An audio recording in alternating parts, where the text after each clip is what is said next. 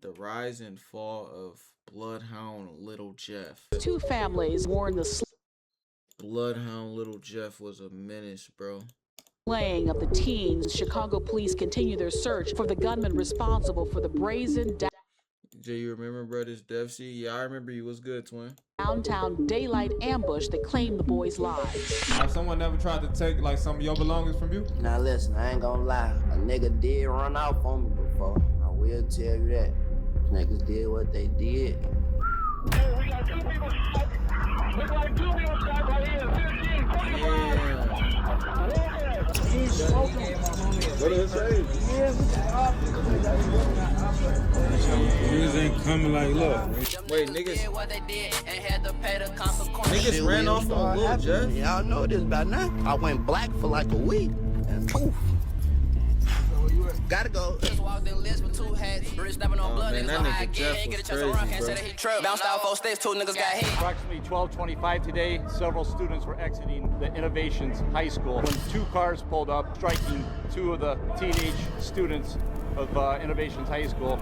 These individuals were taken to Northwestern Hospital where they succumbed to their injuries. Yep, I just took my L and moved on. This is Jeffrey Harris Jr., but to most known as Lil Jeff. Born on the east side of Chicago, Jeff would not emerge into the streets until later when he was 18 years old. But when he did, he rose fast. By 2022 and 2023, Jeff was one of Chicago's most talked about drill artists. Not for having crazy wordplay. That nigga got in the punchlines, streets but at 18 years old, bro. That's crazy. You would think nigga like Lil Jeff been in the streets for a longer time than that. rather because of his vivid descriptions and accounts of violence. And these songs led many to believe the truth behind the lyrics he rapped, as many blogs and news outlets labeled Jeff as a rapping hitman and claimed he had up to 11 murders to his name. By early 2024, Jeff's name was buzzing far beyond Chicago. Music industry players were taking notice. He would go on to sign a deal with fellow Chicago native Lil Bibby's Grade A production label, joining the ranks of rising stars on the Grade A label. He was even booked for a mainstream moment, performing a walkout alongside boxing champion Gervonta Davis at a high-profile fight. It seemed as if the streets that nigga Lil Jeff was about to walk out with Gervonta Davis, bro. That's crazy. I didn't even know that. were finally behind him, but the violence he glorified never let him go. While out sliding on his enemies, a hell of bullets returned fire and Jeff was hit. And shortly after, Jeff was pronounced dead. The world asked the same question: how could someone on the verge of breaking out still be searching for trouble? Or was Jeff just unable to escape the cycle of violence he was accustomed to? In this documentary, we dive deep into the rise and fall of Lil Jeff, a story of talent, terror, and the deadly price of the streets. That nigga Lil Jeff was like the boogeyman, bro. July 14th, 2002. Lil Jeff was born on 79th in Maryland in the Chatham neighborhood on the east side of Chicago. Hold on. Let me get a donut for this video. This shit getting good, my man. Hold on. Y'all can't lie. Hey, grab y'all some little snacks real quick and shit. This little shit is hitting. I need a little donut real quick. Growing up, Jeff was surrounded by the streets. His father, Jeffrey Harris Sr., had ties to the gang 068C block around the area of 79th in Maryland, but primarily on 68th and Chaplin, where his father had ties to the same block Jeff would later go to war with. Jeff would later note his father was never around much because he was too invested in the streets, constantly in and out of jail. That left Jeff with only one real figure to look up to: his brother. Jeff's brother, a well-known gang member named J Boogie, was 5 years older than him. By the time Jeff was at the age of 10, Boogie was already deep in the streets with ties to Flipside, Woodlawn, and Drill City. Jeff saw firsthand what the streets were all about, but as the cycle repeated itself, Boogie would also be in and out of jail for most of Jeff's teenage years. At just 11 years old, Jeff would later say he witnessed his first murder with his own eyes. Lil Kenny Mac, I was there. I witnessed that. We was about to late. I think ever since then I've been fucked up. That's probably what it was. And at 14, Jeff would later tell in an interview that his family's house was shot up when the rivals attempted to kill his brother, where bullets were flying right past his face. Let me tell you, nigga, my crib got shot up when I was like 14. The bullet, that bitch flew like right past my face. They had shot the back and the front, then they blew the car and set that bitch on fire. Shit was busting, I ain't gonna lie. And this left Jeff traumatized as a teen growing up in the Chicago streets. Although the this incident didn't cause Jeff to go fully into the streets, it would leave lasting impacts on him. Still young and full of dreams, Jeff focused on basketball, looking for a way out of Chicago. He would practice every day, putting his full focus into the game, hoping basketball could be his ticket out. Throughout his sophomore and junior years of high school, Jeff would go on to win many tournaments for Curry High. But the following season, Jeff tried out for the varsity team in his senior year. With high hopes of making the team, Jeff would unfortunately get cut after the tryouts. And according to Jeff, failing to make the team pushed him into the streets. As the gym doors were closed, the street doors were open. That's crazy, bro. Fuck that coach, man. See what that coach did? That coach made all of this chaos, bro. All because of that damn coach. At 18 years old, fresh out of high school with a diploma and no plan, Jeff would dedicate his life to the streets and officially jump off the porch. Jeff would go on to pledge allegiance to the Bloodhound Coalition, with sets made up of Drill City, Chris World, 400 East, and MTV. Being years older than Jeff, J Boogie would be one of the first Bloodhounds around the years of 2018. In the years of 2020 and 2021, Jeff's name started to be known by every block on the east side. He would build a name for himself through killings and shootings, and many shootings in 2021 were associated with Jeff and his Bloodhound crew. Jeff's face will be seen for the first time in his cousin Z Money's music video, Gone MIA. And by late 2022, he would start recording and releasing music that generated a local buzz in Chicago, alongside his fellow gang associate and cousin Q50. Jeff's lyrics will openly brag about shootings he participated Q50 and Jeff are cousins? in, which gained him notoriety in the streets, with some labeling him the next King Von. But unlike Von in the streets all his life, Jeff accomplished his street legacy in only 3 years. And even while the rap was getting started, the streets were still just focused. He would continue to rap and drill on his enemies, which would give him more to rap about. Dude, that's crazy. I didn't know that either.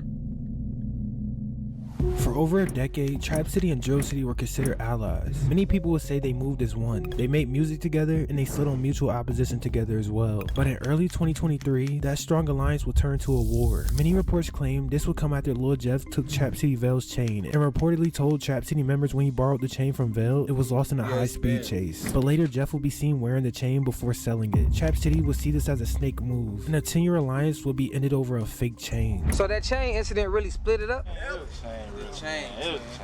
They tried to steal a chain. He ain't take it.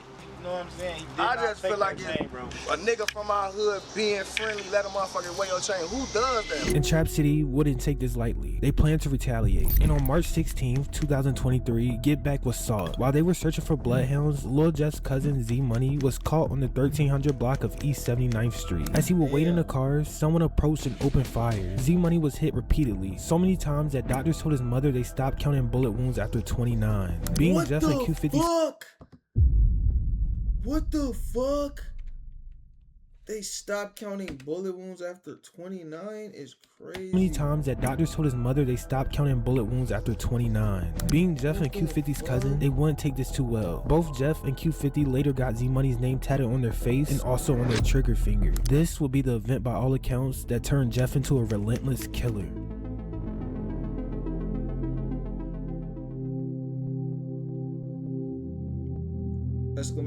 !Prime. You gotta type it all together. Weeks that'll follow Z Money's passing, the Bloodhounds were desperately out hunting for revenge on Trap City and anybody who would diss on Z Money. On April 9th, 2023, weeks after Z Money's death, a man called Pooh, affiliated with Trap City, would be the first of many bloodshed after Z Money. Pooh was found shot multiple times in front of his house. Jeff would later take online and say Pooh had been dissing Z Money, which was the reason for his death. Following Pooh's passing, Jeff referenced in his song In Your Home, where he rapped about waiting outside someone's house and catching them in front of their house. Details that match the exact crime of Pooh's murder.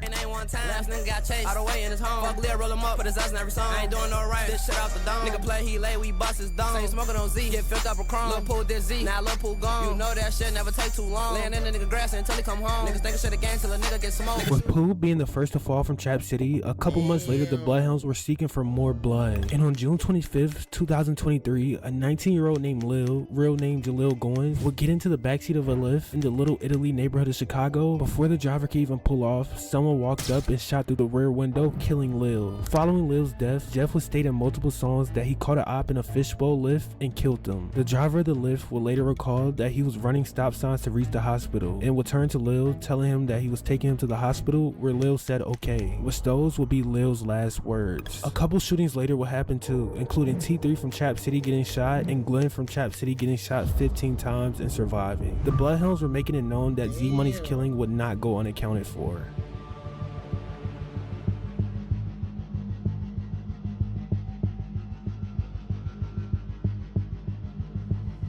While the war was turning up between Drill City and Trap City, Jeff would fully start rapping and putting out hits, telling the story of the ongoing street violence through his music, graphically describing the slaying of his ops, how he robbed people, and his use of drugs. Jeff would be pushed to rap by Rel Vert, who was the cousin of the late Lil Scoom, and all were members of Bloodhound. His first track, Bloody Family, featuring JB Bin Laden, one of the original Bloodhound members from the mid-2010s, will rack in 2 million views after this recording. Jeff built off the momentum as a new face in the Chicago drill scene and continued to drop music with songs like I Love My Draco, one of his early releases, and still getting busy in the streets. Unlike most rappers who develop a street persona after music, Jeff was already feared on the east side. Jeff was crazy, man. BKN, also known as Nitty Block, from the west side of Chicago, got tied into the Bloodhounds through Rel Vert. Vert would be the first member of the Bloodhounds to build a bridge with the west side set BKN, and later you could see Lil Jeff hanging around BKN members in vlogs. With the Bloodhounds at war with Trap City, Jeff started spending more time with BKN members and got closer with 2 specific members named Monty and Lil Rob. Later in January 2024, while hanging out with 5 members of BKN, including Monty and Lil Rob, they would ask Jeff to take a picture with his jewelry, and unbeknownst to Jeff at the time, because he thought they were locked in, they would run off with Jeff's jewelry, leaving him shocked. They would take 2 watches and a chain. They would take to Instagram taunting Jeff, saying they hit a 50K lick on him. The taunting continues, shown in a vlog where they called Jeff and asked him where his watch was at. Like I said, shout out Baby Drill, shout out my big cousin Cho. Shit, really the whole 4L gang. Like I fuck with the whole 4L. Shout out Young Nudie and my cousin. Like you fuck with like industry wise like shit. Shit, really like I ain't gonna lie. Hold on, y'all. Hold on. I ain't gonna lie. Put that J in there. But that same trolling will lead 2 people to a later death sentence. Because 6 days later, on Friday, January 26, 2024, Monty and Lil Rob were seen exiting Innovations High School at approximately 12:30 p.m. The 2 walked out on their lunch break when 2 vehicles suddenly approached. 4 gunmen would exit the vehicle and let off a barrage of bullets. Both Monty and Lil Rob were struck multiple times and bystanders ran for cover. The boys barraged on their lunch break when 2 vehicles suddenly approached. 4 gunmen would Them niggas in jail too.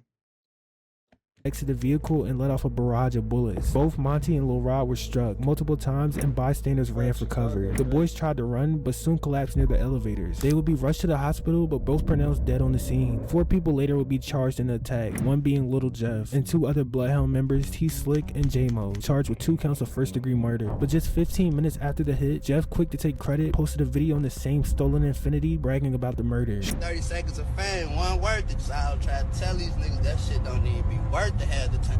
All the time. The shit like this is like some shit like the whole city could tell you if they ain't do shit, they let me walk out that door. That was the worst thing. Worst option possible, let me leave out the door. Shortly after, Jeff would get 10 teardrop tattoos falling down his neck, with 2 associated with Monty and Lil Rob. Weeks later, Jeff would drop the track Ah, which many people associated as a tribute to the murders. Rich stepping on blood, niggas know how I get. Ain't get a chance to run, can't say that he tripped. Bounced out 4 sticks, 2 niggas got hit. If I get mad enough, the shit will start happening. Y'all know this by now. I went black for like a week, and poof.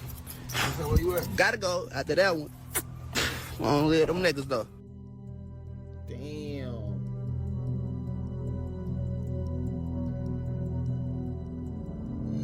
Jeff's first body would be one that would stick to him forever. His first kill was avenging the death of his friend Kenny Mack, who was killed in broad daylight while they were together. Jeff would later say in interviews that was the moment everything changed. He was no longer a regular kid. Losing Kenny turned Jeff ruthless. Traumatized by witnessing it unfold, retaliation was a must. The streets would throw out names, and one of the names believed to be involved was Lil Gutta from a rival East Side set. Whether or not Gutta pulled the trigger didn't matter to Jeff, because word on the street was enough for Jeff to go get back. And on May 13th, 2020, 2021, Gutta walked out a corner store on the 79th Street in the middle of the afternoon looking down at his phone, not paying attention. Allegedly, Jeff walked up on Gutta, shot him multiple times in broad daylight, and fled. When police arrived, Gutta was found dead on the sidewalk. This was credited as Jeff's first assassination. His next 3 murders were alleged to be murder for hire hits out Milwaukee, with speculation that Jeff and Q50 were credited for those 3 murders, and Jeff would mention these hits in his music. Jeff's 5th kill was a man named Black, an older rival of Evans Mob from the east side of Chicago. In March of 2022, Black was standing outside on a residential street when a car slowly passed. Nothing happened the first time, but the second time the car passed again with the windows rolled down, shots came from the back seat. Black's death was allegedly tied to an ongoing beef between Evans Mob and Bloodhound. A man named Trayvon Dix was arrested for the murder, but many believe he was a driver and Jeff was a shooter, and Dix would take the fall for the murder, while later Jeff would go on to brag about the hit in his song. As Jeff approached his 6th kill, it became normal for him. This kill took place in April of 2023, the kill that avenged Z-Money's death, when Jeff went on to kill Lil Pooh as mentioned earlier. Jeff would later state disrespecting Z-Money came with consequences, and mentioning the exact details of Pooh's murder in his song. Months later, on the 1300 block of West Taylor Street, Jeff allegedly killed Lil as mentioned earlier, and Jeff would later go on live claiming responsibility. Jeff's 8th murder was linked to another Milwaukee murder for hire. His 9th and 10th murders were a double murder in November of 2023, execution style. Lil Dudes from DMG and D Money from Hattyway were sitting in a parked car on South Dorchester Avenue when a car pulled up and gunmen hopped out, spraying the vehicle and striking both. The shooting was over in seconds, and a black SUV pulled off. Both victims will be rushed to the University of Chicago Medical Center, but neither survived. The alleged motive was ongoing street beef.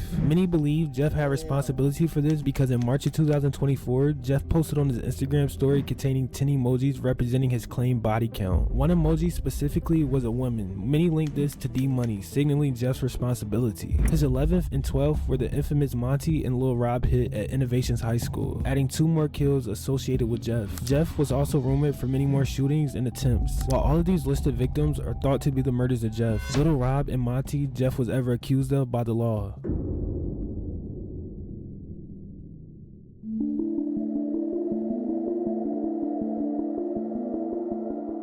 While Jeff was just starting to take off, the end came sooner than expected, because on June 8th, 2024, Jeff loaded up with fellow Bloodhound members to slide on South Rose Avenue, Trap City territory. Jeff would spot a op named Glenn, who was mentioned earlier, the same one Jeff shot 15 times but survived. Jeff would jump out the car chasing Glenn as Glenn ran for safety into a house. Jeff chased him all the way up to the steps, then return fire came from inside the house, striking Jeff 19 times. It's believed the shooter and slayer of Lil Jeff is known to be Trap City Rob, as he was arrested for this killing but later let go for self-defense reasons. Jeff will be seen on camera in all black falling to the ground. Other members present picked him up and rushed him to a nearby hospital. 58 shell casings will be recovered from the scene, and Jeff will be pronounced dead at just 21 years old. Damn. Bro, that was a good video though, man. That nigga had like 10 hats, I think, bro. 10 killings, bro. That shit's crazy, bro. The many murders of EBKJ, bro.